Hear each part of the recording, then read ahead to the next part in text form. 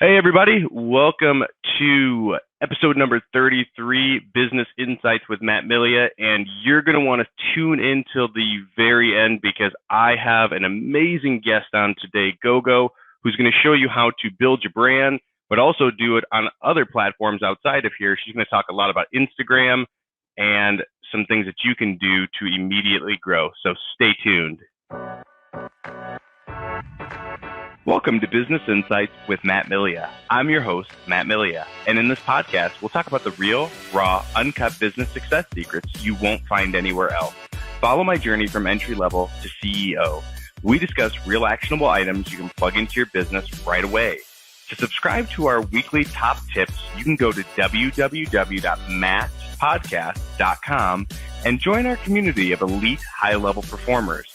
And if you're interested in our inside sales company, you can go to www.appointmentstoday.com to jump on a free strategy call. And now, stay tuned for our podcast. What is going on, Gogo? I am pumped to have you on. How's everything going on? What's going on in your world? I'm tagging you on Instagram as we are speaking. I took a video while your video was playing. So what account do you want me to tag you with? I love it. What'd you say? What account do you want me to tag you with? Matt Milia or Appointments Today. Either one is good. Appointments Today? Yeah, do Appointments Today. Yeah, absolutely. Appointments Today. Oh, found it. Oh, keep popping up. There we go. Awesome. Cool. Awesome. Well, thank you thanks for jumping on. I'm glad you were able to. I know this is going to be amazing because I know you're going to have a ton of stuff that you could share. You literally just taught me just right there. I need to keep my brand consistent with either put it on my name or put it on there, one or the other. So yeah, that's. I do with both. Both. Okay. Yeah. Okay. Well, then you can decide which one you want to push, or maybe you want to push both. So when I tag you, you're going to get a notification in your what is it called in your. Gosh, I can't speak right now. Whatever your notifications, get your notifications. Gotcha. Where it goes, and then you can just share it from there. Okay. Awesome.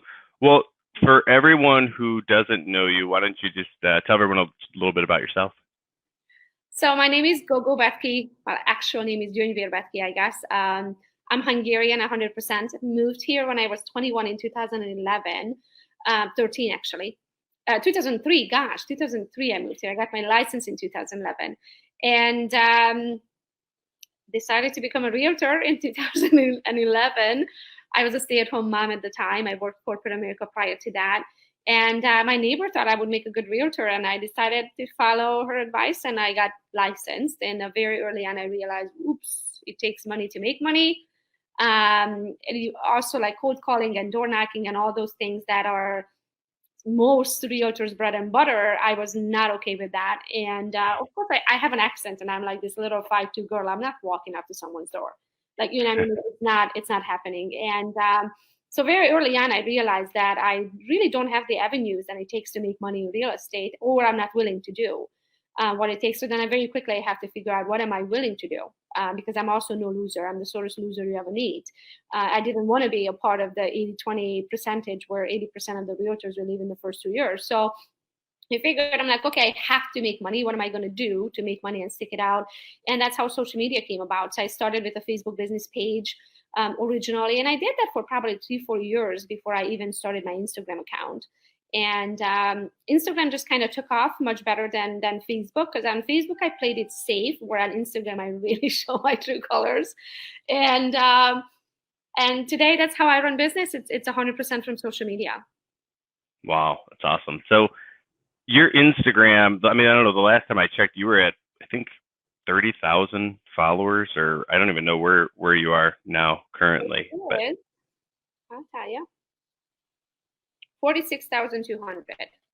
Wow. So, I mean, I think it was like maybe 9-10 months ago since I last just like was, looking on Instagram to see where you were at. I mean, that's amazing. So you grew that much in such I mean, some people never even get to that number.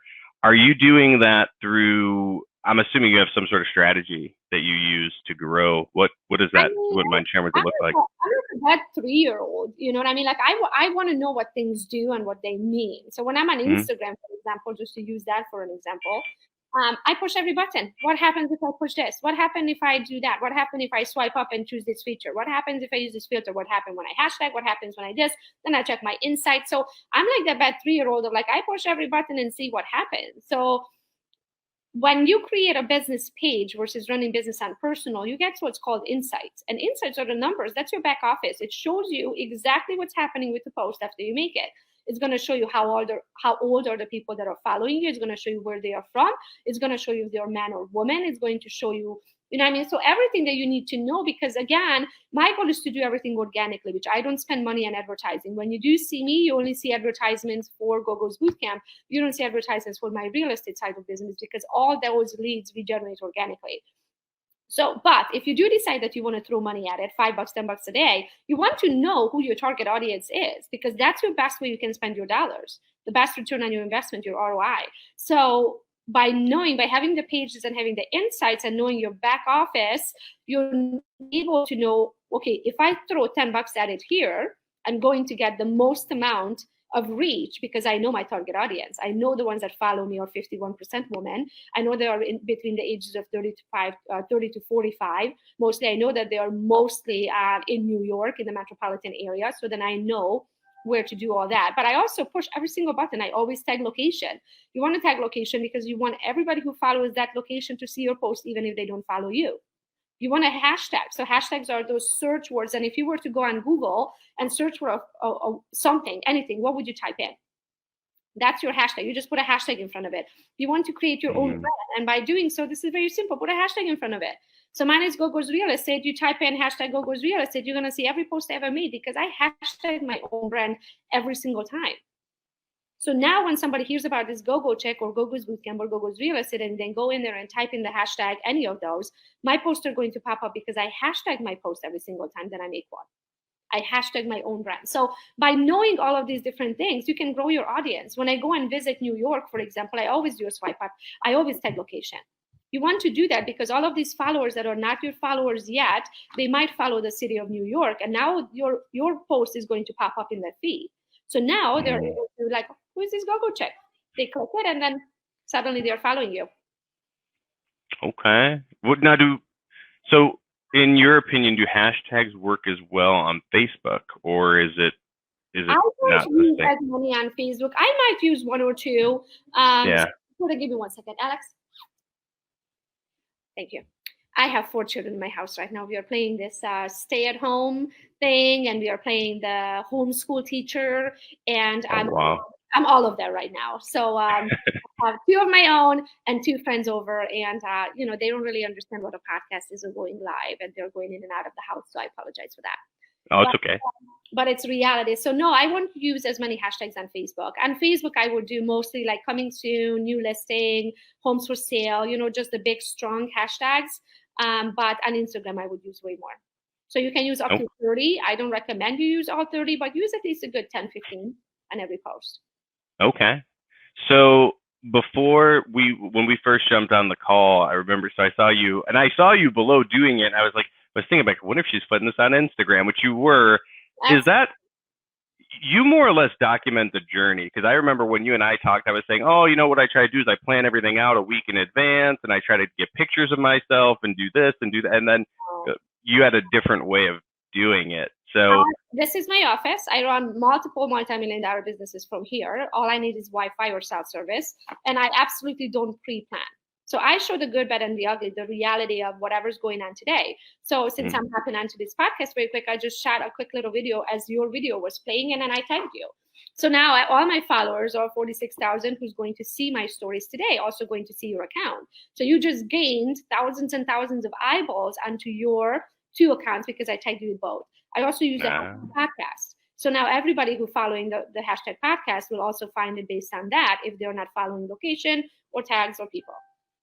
Awesome. Well, good. Well, see, I mean, I'm already learning new things. So, I mean, everyone who's on, there's so many things. And I remember actually when you came to Cleveland, I want to say it was last year, I had a couple pages worth of notes just about branding and keeping things consistent from platform to platform. What are your thoughts on that, and why does it matter to be consistent on every platform, in your opinion? Okay, so I can answer those questions probably with one question. Does Target look the same in every single city? I mean, as far as like your clients that you're looking for? No. I'm asking you, is the Target logo, the brand Target, does that look the same in every single city? Oh yeah, absolutely. Absolutely. How about Starbucks? The Starbucks logo, Starbucks store, their coffee, does it taste the same, look the same? Do you know for shizzle that you're in a Starbucks store when you go in? Yeah, every time. Okay, so that's the same with your brand. You want everybody to know your brand, and you know they want them to recognize you and be certain who you are and what you do. And the only way you can achieve that is by being consistent on all of the platforms. So that's why your photo is very important. That's your logo. It's very important to have that the same. So if you look at my photo, it's the lady in the red dress everywhere. It's on my yard signs, it's in my email signatures, it's in my social media profile photos, you name it, it's a lady in the red dress everywhere. If you have one photo here and one photo there, and then a photo of your dog on your other account, and people, when they visit you, they're like, I'm not sure, is that Matt's account? Right. Especially if the account is private, they're like, it might not be him, so I'm not gonna follow him. So you want to make it consistent, meaning not just post all the time at the same time or whatever, which I don't do. I just post, but not all the time at the same time.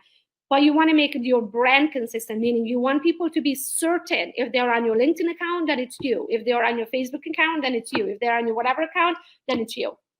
Okay. It's great advice for everyone that's watching, because realtors, they are like Kevin Smith on Instagram, right, and Livingston County's favorite realtor on the other, and your favorite home shopper on the third. Right. Oh, is this the same guy?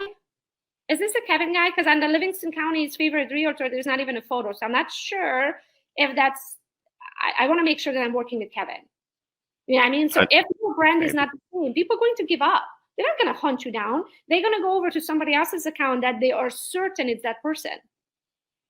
It makes total sense. I mean, and I noticed too, if I see somebody has like a picture of their child, or and I don't, of course, I don't know anyone's kid, so how am I supposed to know who that is? And then they'll friend you, and I don't know who that person is. So, exactly. I mean, would you recommend? So you're recommending just keeping the same photo, same everything throughout? Absolutely, not a question whatsoever. I don't recommend it. That's a must. If you don't have a photo on all of your business accounts, you're wasting your time. Okay.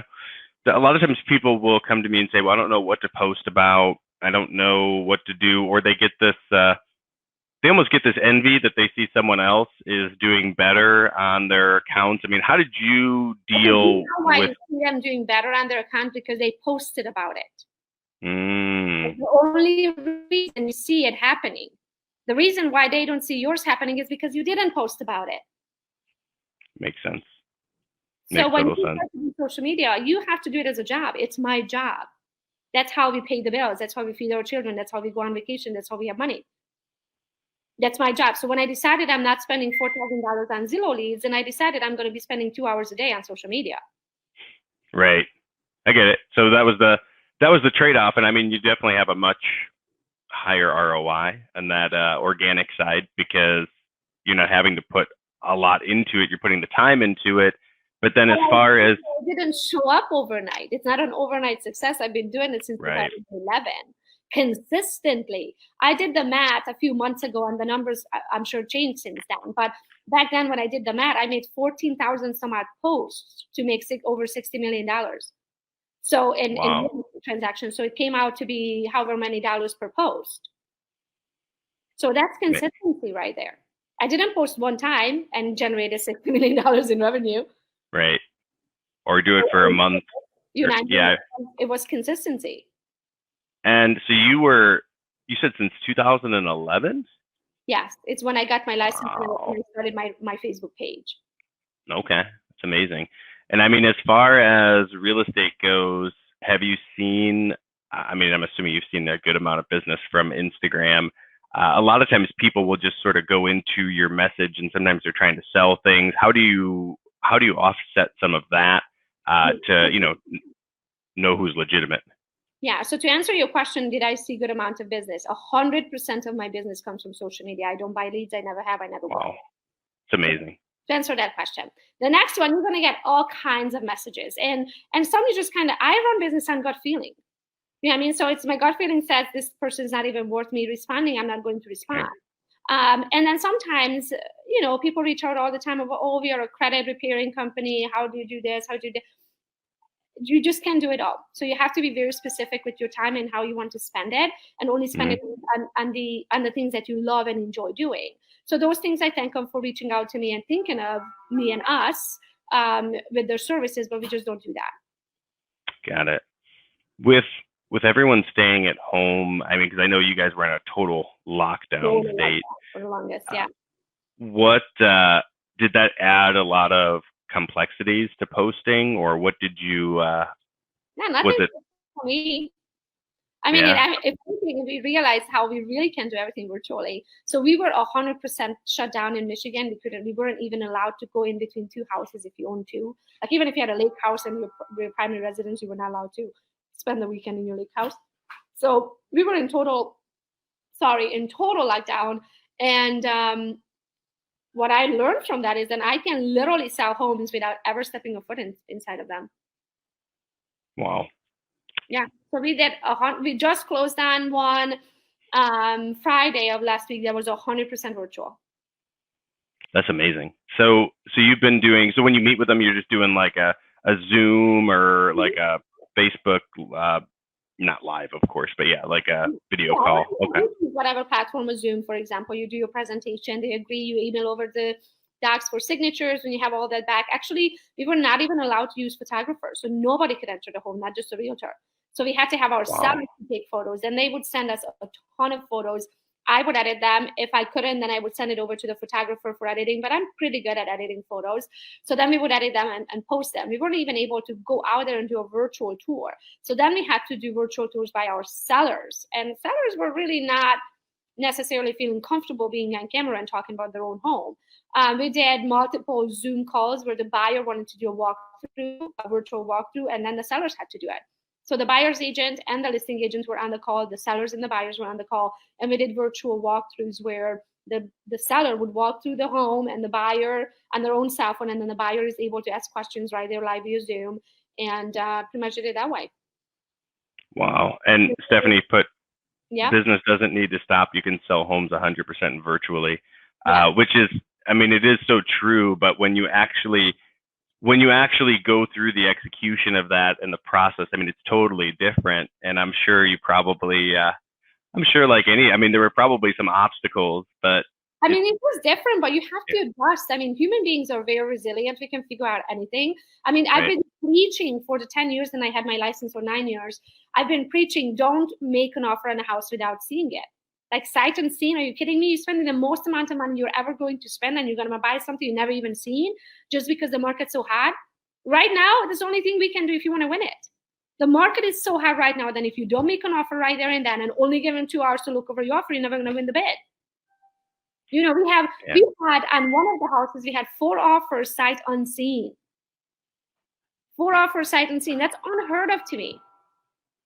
Things that I always preach, use professional photography out of our own cost. We always pay for professional photography and videography on all of our listing. Well, I wasn't allowed to go out there.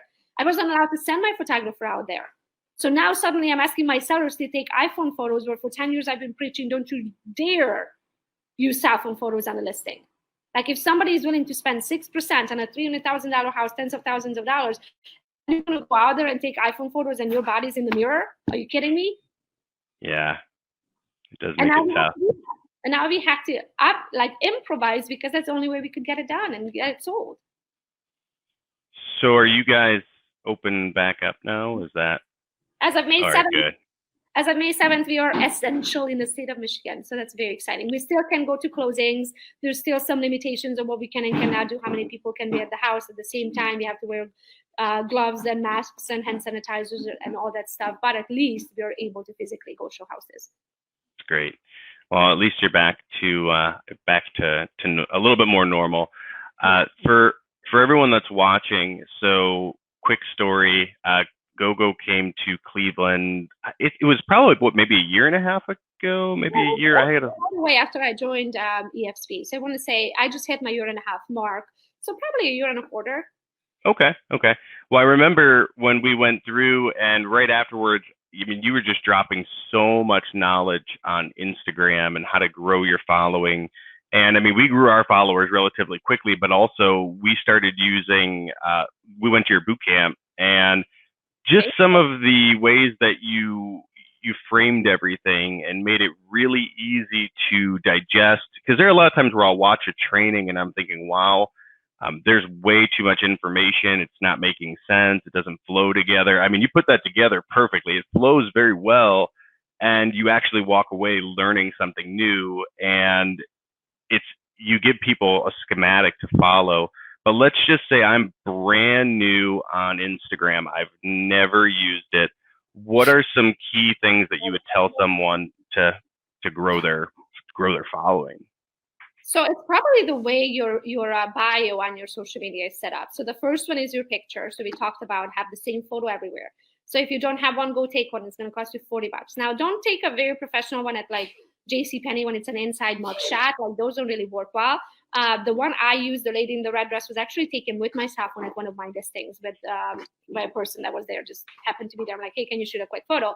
And then don't get me wrong, I edit them. I push them through a lot of filters and a few apps by the time it looks perfect. But I want you to have that one photo that is the best photo you have ever taken. And I don't care how many apps you have to put it through, as long as that person ends up still looking like you, not like a Barbie doll that's porcelain and perfect. God bless you. Somebody has the sneezes. So I would definitely start with that. So let's start with the photo. Then your name. So I want your name to be exactly the same everywhere. So when somebody's searching for Gogo's Real Estate, they can find Gogo's Real Estate on Facebook, Gogo's Real Estate on Instagram, gogosrealestate.com, Gogo's, you name it, they can find it everywhere. That's your goal. That's your brand. So after you figured it out, you want to make sure to go on to GoDaddy, for example, and purchase the .com. That's the most important. If the .com, somebody already owns it, then you're out of luck. You're going to have to come up with a different name. You might put a "the" in front of it. Maybe you were thinking Bethke Realty Group and that's taken, and you say, okay, the Bethke Realty Group, whatever. You know what I mean? So you want to play with that a little bit.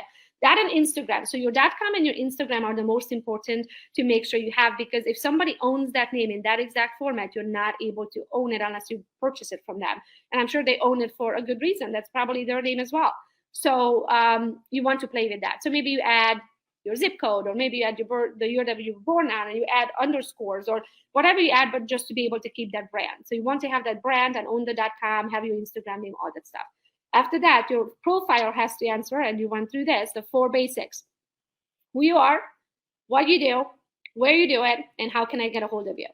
If your profile doesn't answer these 4 basic questions, you're going to lose them, especially the millennials, because they want what? Instant gratification.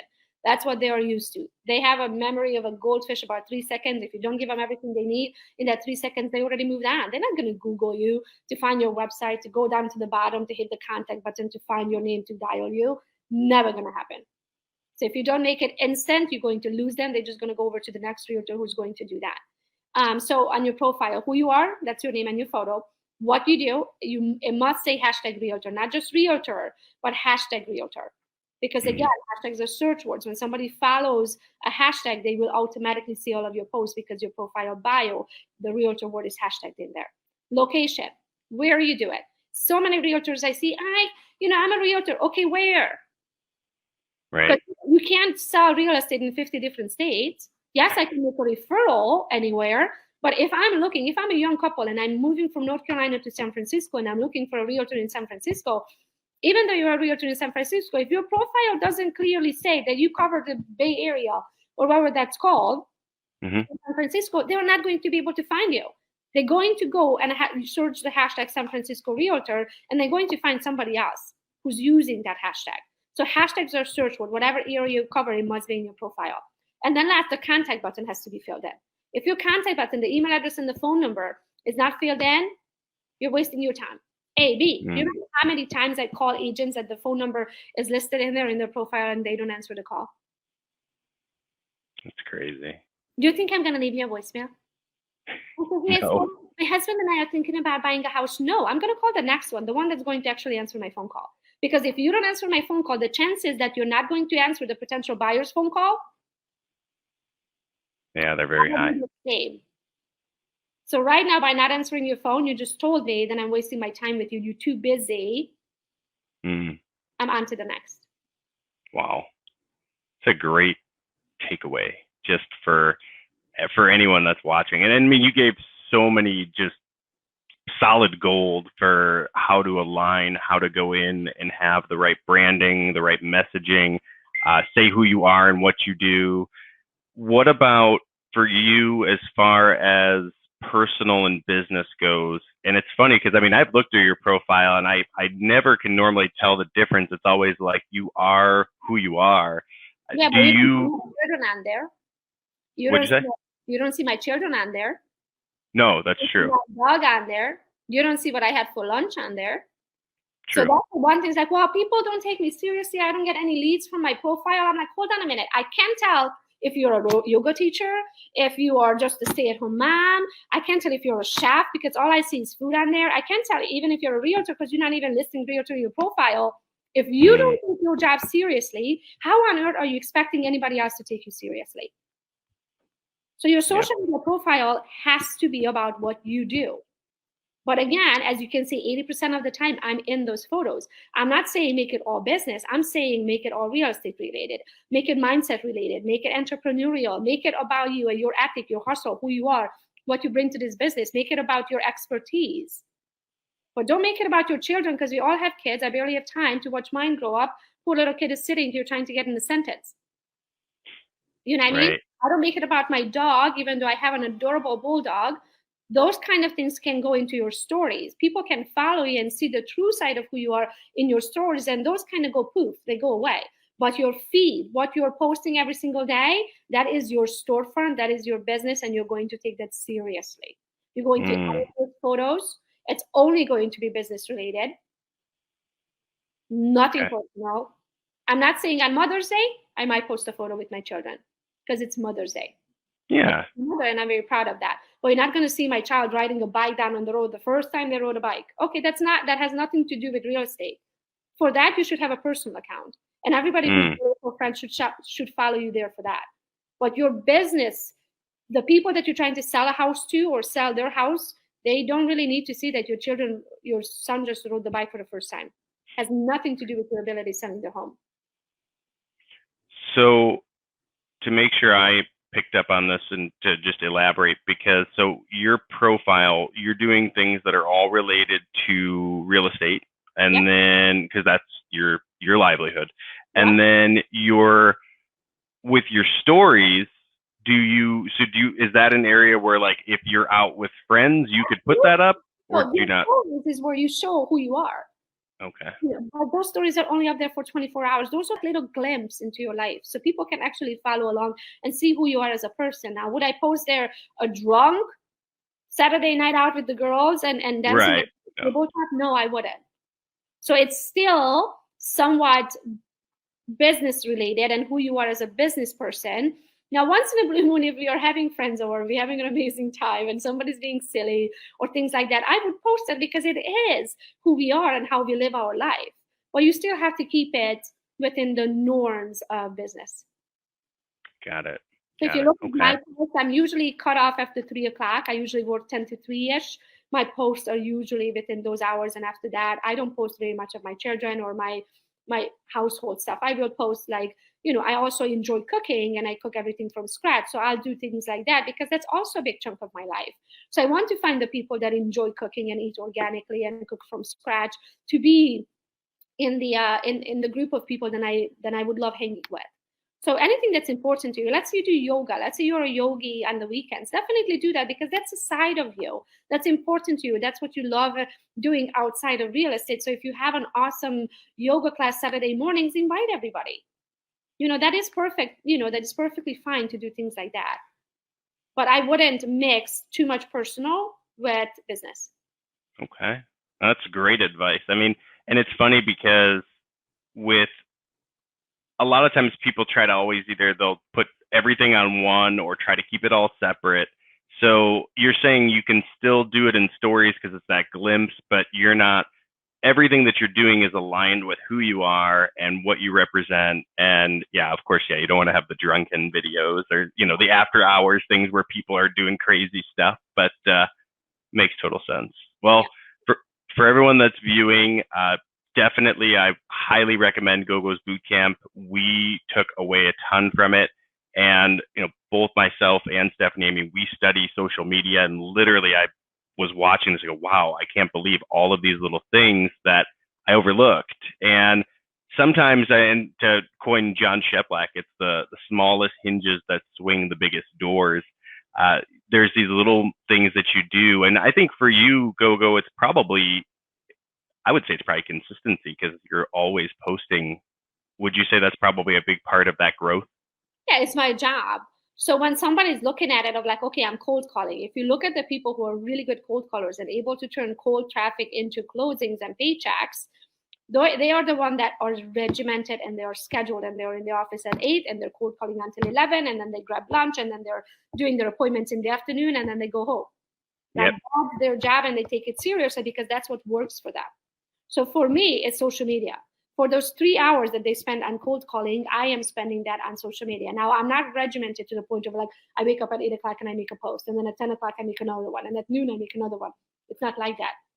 But by the end of the day, just by getting into the habit of recording and pretty much just taking snippets of your day, you get into the habit of that. By the end of the day, you have those 2-3 hours worth of social media content. But I always make sure to post at least once or twice a day into my actual feed and about 10 to 14 stories a day. So let's say you've got stocks. Like yesterday, I got a quick picture of my EXP stocks that they were deposited. I would screenshot it and I'm like, stock day, you know what I mean? And then just post a quick photo of that. Of like whatever is going on in your life that's exciting. Like today, I got my small business loan that we were talking about. So I'm excited about that because I was really losing my belief in the government there for a second, because in the first round of the SBA loans, they literally gave it to the big businesses. So I'm like, wasn't this supposed to be a small business loan, not a big franchise loan? But that's pretty much what it turned into in the first round. So I kind of was losing my trust in the whole thing. And now I got it. So I'm happy about that. So I'm going to make a post about that. And I had an agent reach out to me just now, how she's using an Excel sheet to generate her net sheet to the sellers. I'm like, oh, honey, no. Don't you have an app for that? Doesn't your title company give you an app? She's like, no, they don't. I'm like, well, you need to switch title companies. Because in order to be the absolute best in the industry, you have to have the best technology. You have to be ahead of the games with everybody else. If you're showing all of these houses, then going home and sitting down to run net sheet for your buyers to see if they can afford or can't afford that home, somebody else already made an offer. It's already accepted. You missed out on it. We live in the society of instant gratification. So I don't even, if my clients show interest in a home, I don't even leave the home without running their net sheet on my app. So I'm going to create a video about that today, because I didn't realize that most agents don't even know that title companies should have an app in 2020. I didn't even know title companies have an app. So yeah, I mean, that's. Nor do I want the liability. Like, right. I'm not going to run your net sheet. That's not my job. Did you get title training when you were in real estate? No, we didn't. Did we get mortgage training? No, we didn't.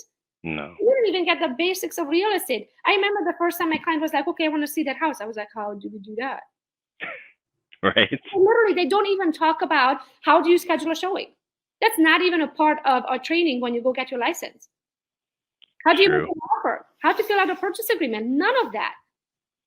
I had to figure it out. So the secret of my success is being quick. And to being quick, we are in 2020. There is an app for everything. You know that thing, there's an app? Yeah, there is an app.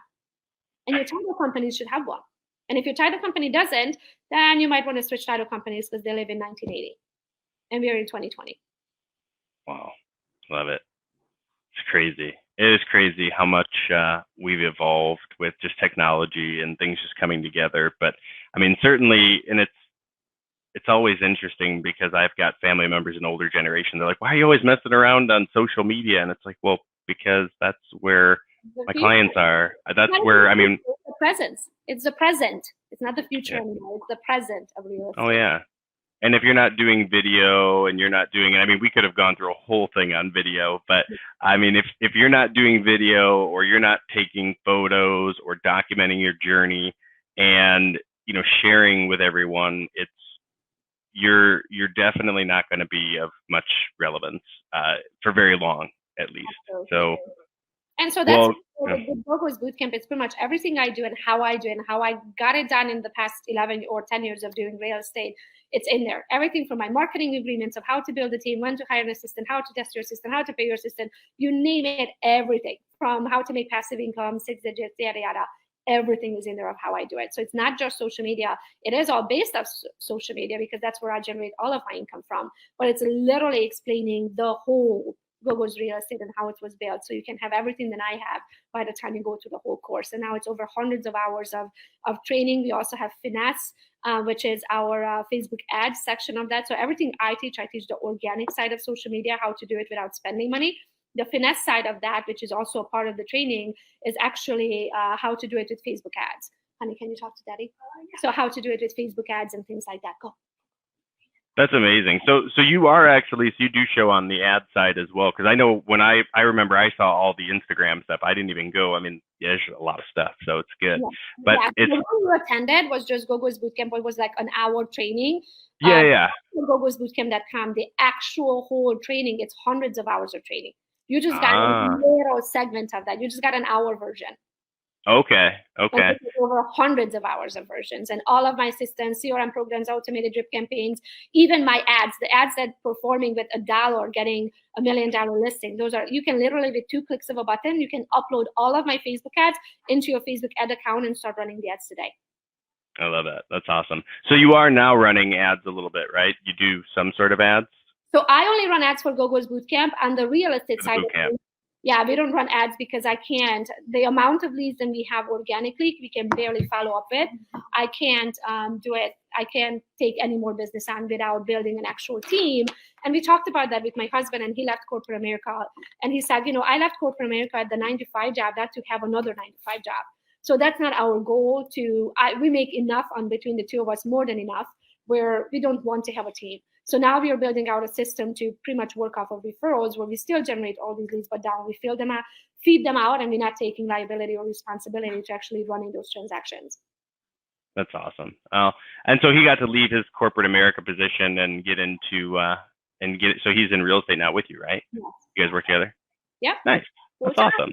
As of October 2nd, he left his corporate America job after 20 years. Wow, that's amazing. That's awesome. Mm-hmm. Well, for everyone that's watching, Gogo, first and foremost, thank you so much for jumping on and giving so much great value. And guys, gogosbootcamp.com, great place to, whether you're, advanced, intermediate, or just beginning, there is so much to learn. So jump on there. Gogo, thank you so much for jumping on. Any closing thoughts that you want to leave everyone with? Just take it seriously. So if you are doing social media, it is a part of your job.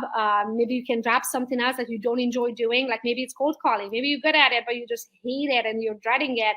Just switch over to social media and generate your own leads. If you're good at convincing people, strangers, you're a good cold caller, you're pretty much convincing strangers, then you can do that with the power of social media, doing the same thing. That, and number 2, you have to be in 80% of your photos. So your brand is you. You're not selling real estate. You're selling yourself and your services. That's a huge takeaway. That's awesome. Well, guys, if you want more, go to gogosbootcamp.com, and we will see you all same time, same place. Gogo, thank you again. And everyone have a great rest of your week, and I will see you on the next episode.